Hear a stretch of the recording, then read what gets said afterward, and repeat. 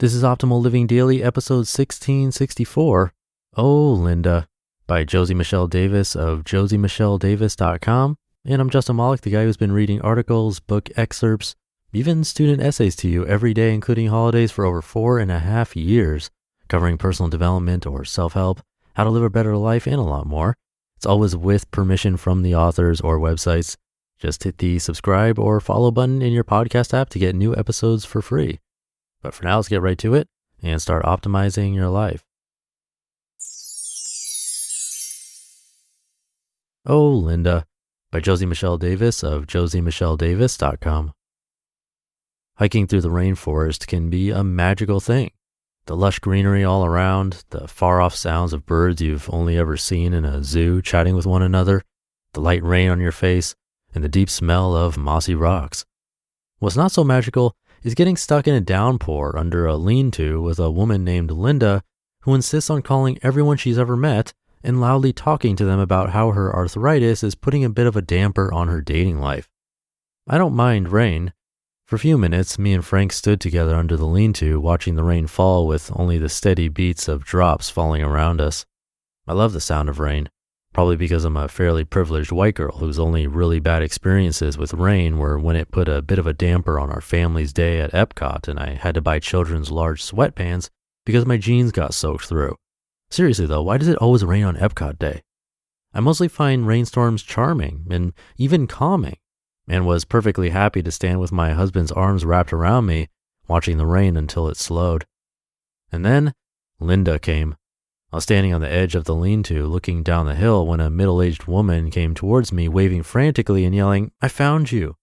I instantly attempted to hide behind Frank, which doesn't work so well since I'm a nearly 6-foot-tall tree of a gal. The woman quickly realized that me and my husband were not the date that she had lost on the mountain, but decided it was best to hang out with us under the shelter anyway. I did what I always do in awkward social situations and promptly pretended I'm deaf and mute and have no way of communicating with other humans, so I might as well just face the opposite direction and watch the rain some more and hope you don't insist on talking to me. Linda was not hindered by us not butting up to her, though. Even though we were thousands of feet up the side of a mountain, she somehow had the teeny tiniest bit of reception on her cell phone, which made it possible for her to voice to text, leave rambling voicemails, and call everyone she's ever met. We heard all about her date that presumably had abandoned her and left her for dead in a Puerto Rican rainforest.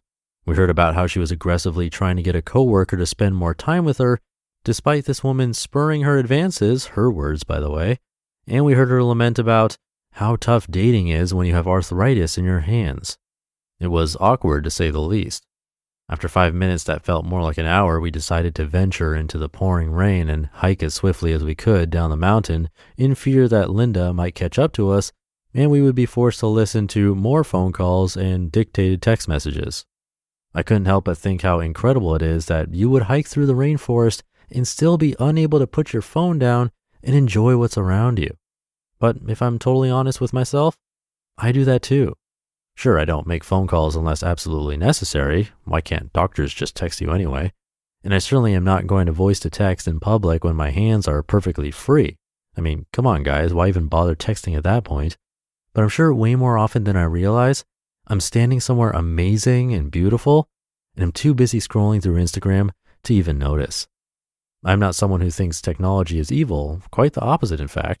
I have no desire to get rid of my iPhone or live in some remote cabin without internet. I think all of that stuff is awesome, actually. I believe Instagram has truly pushed me creatively. I love that I can check out an ebook or audiobook from my library and read it right on my phone. Heck, without the internet and AIM, I wouldn't have had half my boyfriends. The real question is, am I able to disconnect when real life calls? Am I able to put down my phone and enjoy the sound of rain in the actual rainforest when it's right there in front of me? I really hope so.